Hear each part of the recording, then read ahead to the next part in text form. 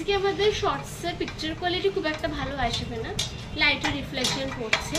আমরা আমসত্ত্ব দেব, আর আমসত্ত্ব দেব বলে ইভু কি করছে, থালাতে অয়েল ব্রাশ করছে। আজকে মজা মজা, কি মজা।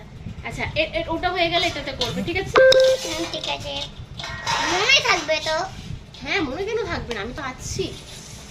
না মনে থাকে তাহলে তুমি তো আছো। আমি তো আছি, বলে দেবো তোমাকে।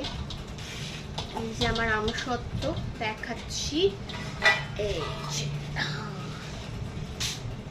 আর এখানে সত্য হবে, আম সত্য হবে। এটার নাম সত্য, এটার নাম সত্য। হ্যাঁ, যেটা পড়ছে সেটার নাম সত্য, আর যেটা তুমি জানছো সেটার নাম আম।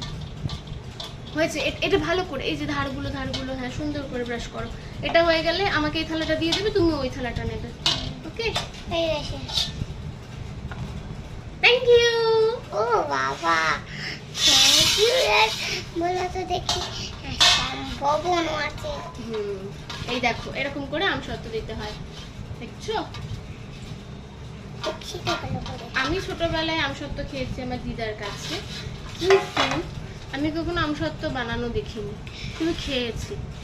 এই ইভু আমার সঙ্গে সঙ্গে থাকতে থাকতে অনেক কিছু অজান্তেই শিখে যাচ্ছে। কি করে আমসত্ত্ব দিতে হয় সেটা আমি জানতাম না, আমি নিজে নিজে শিখলাম। হয়েছে? ইউটিউব ঘেটে এটা ওটা সেটা এটা হয়ে গেছে। একটা থালা রেডি। কি মজা বলো। Next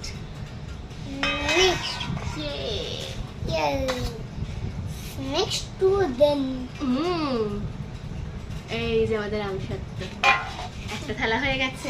very nice, very nice. হ্যাঁ, করো করো করো। আমার নাম হচ্ছে ভেরি নাইস। তোমার নাম ভেরি নাইস। যা গরম পড়েছে, আমি রান্নাঘরে সেদ্ধ হয়ে গেলাম। আমাকে তার জন্য ইভু কি বললো জানো? ইভু বললো ছোটবেলায় তুমি ভালো করে পড়াশোনা করোনি, তাই জন্য তোমাকে রান্নাঘরে গরমে পুড়ে পুড়ে রান্না করতে হচ্ছে। আর আমার মাকে বলেছে আমি বাড়ি গিয়ে দেখবো মাম্মা কি স্মাইলি পেয়েছে না ক্রস পেয়েছে। মা বললো যে ঠিক আছে, আমি তোর জন্য রেখে দিয়েছি এত বছর ধরে খাতাগুলো জমিয়ে, এলে দেখাবো মা কি পেয়েছে। দেখবে আমার খাতায় কতগুলো স্মাইলি ভর্তি আর ভেরি গুড দিয়ে ভর্তি। আর আমার হ্যান্ডরাইটিং গুলো কত সুন্দর, তোমার মতো পচা পচা পচা পচা করে আমি লিখতাম না, সুন্দর করে এটা লিখতাম। হয়ে গেছে।